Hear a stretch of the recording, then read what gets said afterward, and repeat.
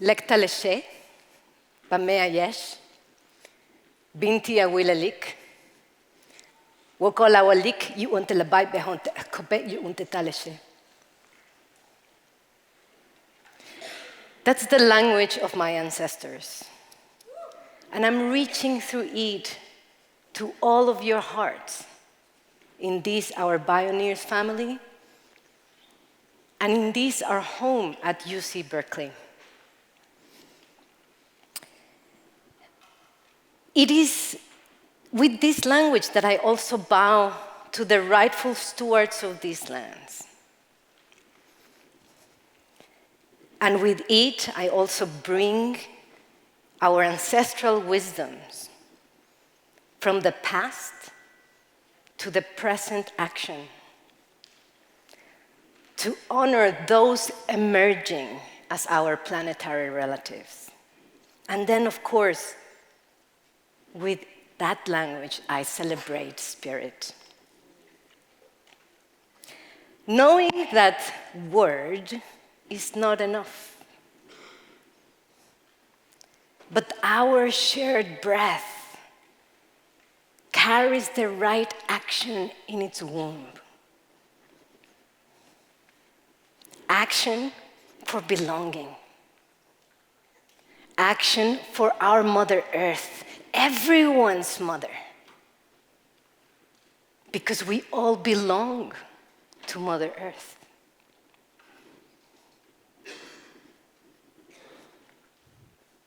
So I share these words today in full suspension of disbelief, and I tell you why.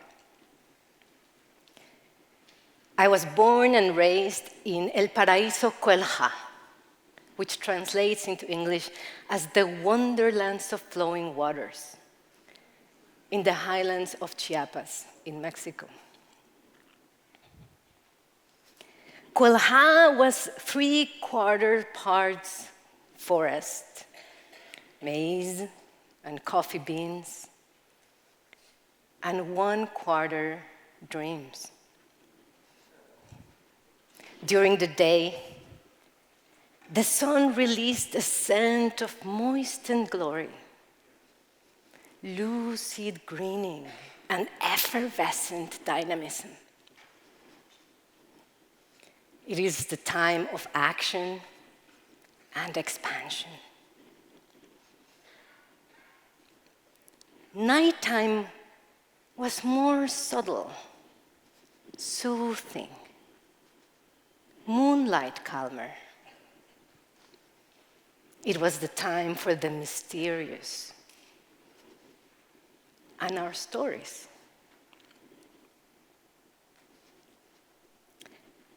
My grandma had the gift of healing. She received it from her grandma, who got it from her grandpa, who got it for the very roots of Mother Earth. They welcomed rosy-fingered dawns and storms the same. As medicine people, they learned and listened to the wisdom of the trees, the chants of the wind, the whims of seasons breaks, and the gossip of the birds. They tended Mother Earth with the utmost care, as it should be with the dwelling of our ancestors. Their intimate and expansive senses were fluid, almost elemental. Through them, I learned to let go into the beautiful pitch blackness of our soils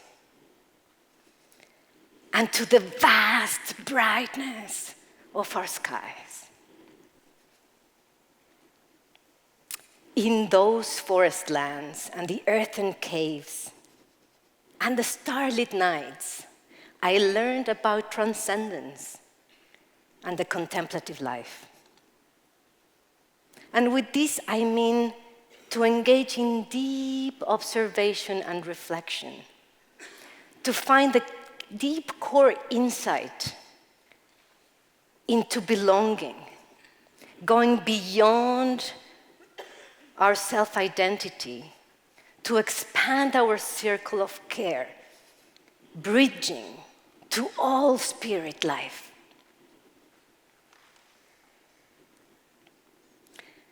But those wonderlands of Cuelha got lost to dispossession. Our spirit medicines are being replaced by pills. And my ancestors transitioned 20 years earlier to other forms of life due to the life expectancy of indigenous peoples being the lowest the world over. So I myself had to leave my own home country and culture, my forest in the clouds, for education in a colonial system that insisted I did not belong. So finding home has been a lifelong challenge for me, and therefore the constant source of inquiry. I grew up hearing insisting narratives of inadequacy and doubt imposed upon me by a racist, classist, patriarchal society glorifying colonial heritage. It has been an equally long journey to shake off all those stories for crawling underneath my skin.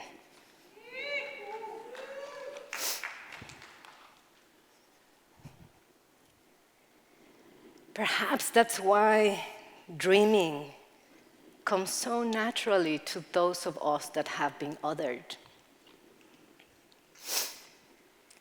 Dreaming is the chrysalis of hope, where time without time is unleashed, where we set ourselves free.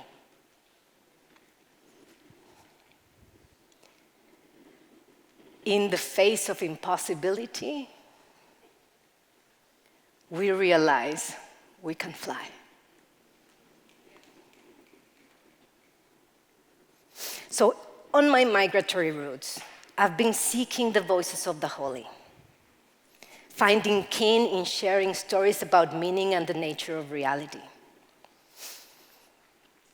I landed here, a sort of mushroom spore flying in the air to reach these lands, perhaps with the intention of expanding our planetary networks.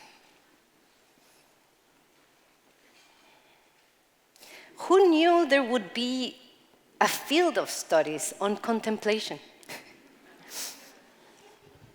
that felt eerily recognizable, where I knew I belonged, and yet I felt not ever quite fitting? A familiar reaction, having been a misfit from childhood, with my one wing in the wilderness and the other in the magical realism of indigenous culture. So when nobody looked like me or talked about the songs I heard in childhood, I did what I've always done. I rebelled. And not for confrontation, but because these songs are way greater than myself. And if the stories hold truth, they will resonate as a silver bowl. But still, not everyone willing holds space for these songs, especially if they carry burning truth. So I persist, insist, and persevere, only to find time and again dismissal, discrimination, mockery, push for assimilation, extraction, exploitation, and many other horror stories about my peoples and my own bodies shredded to tears. Still, I keep getting up, if only just a tad more bruised. Such an elusive art to point the water to the fish.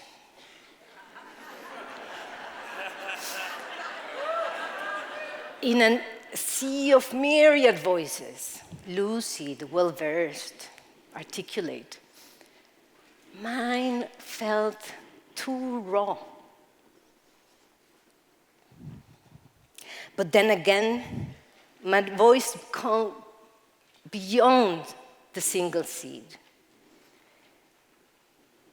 It comes from and goes back to our ancestors, our lands. It is our Mother Earth, one voice, who sings to the seed about the forest, who incites the spark into the wildfire. So yes, contemplation is our shared home. Impermanence recalls dynamic natural cycles. Keen relationality echoes flourishing, and conciliation enhances belonging. This is a life choice, relentlessly questioning how we perceive, how we appraise. It allows us to compose those old stories and sow seeds of new shared ones. So yes, we carry intergenerational trauma and also intergenerational bliss. So I share these words rooted and embodied, yet knowing we can fly. May we keep this home that cares to listen, question, and in the utmost gentleness, respond. So this is where my work is about.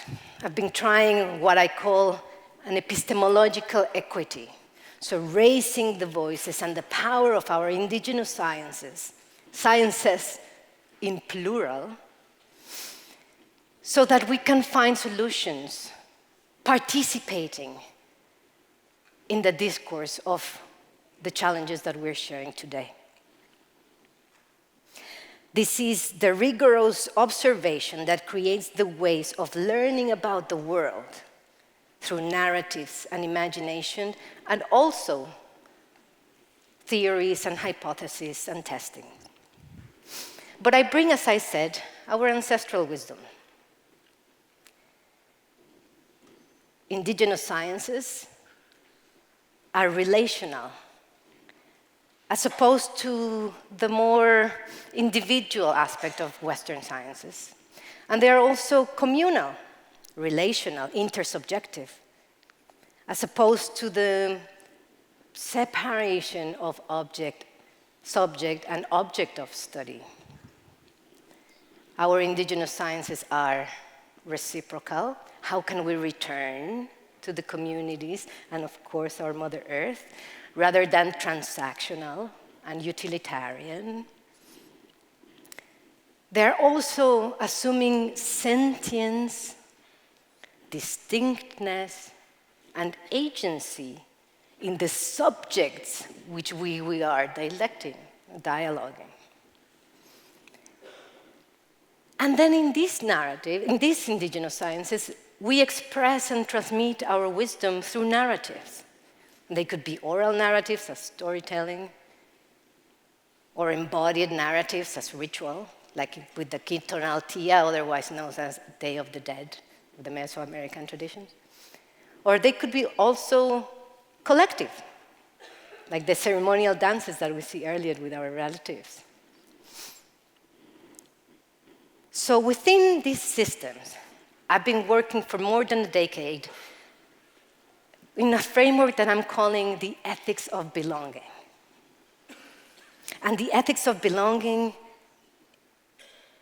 is a system of integration that cultivates awareness of our belonging to collective ecological being that implies a sense of relationships, which we are participating of the decision-making processes that impact our Mother Earth and our lives, of all sentient beings. And then this brings an orientation of gratitude, awe, responsibility, and overall reverence for all life. So the ethics of belonging, I love thinking of opening our eyes of wonder and streams of marvel, claiming the world unfolding, weaving mystery and inquiry, and living a sense of sacredness with the vastness of life precious, raw, within our hearts. And one way I've been applying these ethics of belonging for all of those that are interested in spirit medicine, or what the West calls psychedelics, is through bringing a framework of ethics, right relationships, not only in the defense of the rights of our tangible and intangible heritage, but also what could be extremely dangerous of using these medicines that fundamentally transform our self-identity and our ontologies, our understanding of the world, if you extirpate them out of context and with no cultural container.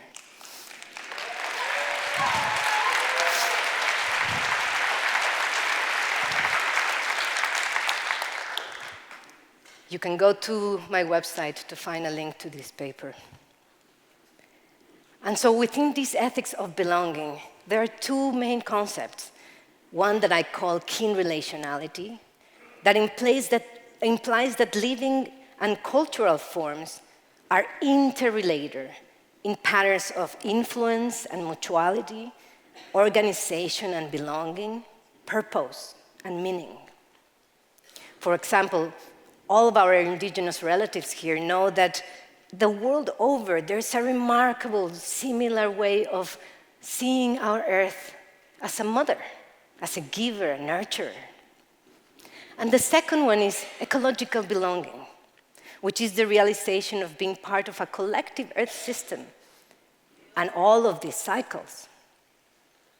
Within ecological belonging, compassion is not only for human beings, but for our earth elements too, and her suffering, and our oceans, and corals, and soils, and forests, and skies.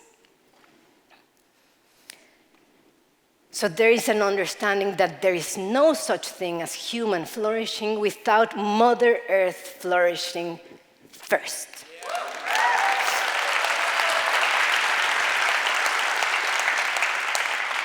So yes, when we pay attention, all we hear is urgency. Waters whirl, winds rise, fires rage, irate. In my work in the defense of the rights of indigenous peoples and the rights of nature, I see firsthand the state of the worlds of our peoples and the degradation of our ecosystems. So yes, the challenges are innumerable, but also infinite are the opportunities. Our grief is daunting, but also heartening is our compassion. We curse a cosmic webbing holding awe and horror, wonder and doubt, creation and transition, othering and belonging. So this abysmal, relentless weaving is love in all its myriad forms.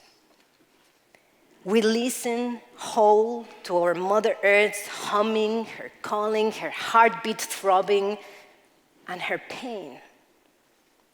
We, as made ourselves of soil, are porous. So that inactive love flows throughout, quenching the cracks of hopelessness, helplessness, and isolation. It is love who guides fear to safety, anger to action, grief to meaning, despair to transformation. From love, all injuries heal. They repair, restore, bridges open. Because our whole bodies open and trust emerges. So relatives recall those early stages of uncovering and discovering when we walked barefoot, caressing the skin of our Mother Earth, our motherlands, concerned little about thorns and pebbles, and seeking first to play and connect. Yes, those first steps, we walk again right here, right now. Our past brings our intentional action right here, right now. The past is here, and tomorrow we make right now together. Yes, we evoke the gentle holding of our Mother Earth, her caring gaze, and her smiling. And we smile back because we are indeed listening. So now life, she still ripples. She hums, pulses, quivers. She still sighs, murmurs under the skies. And now we still ripple. We hum, pulse, quiver. We still sigh, murmur under the skies. Tlazocamati, Jocolawal. Gracias. And thank you.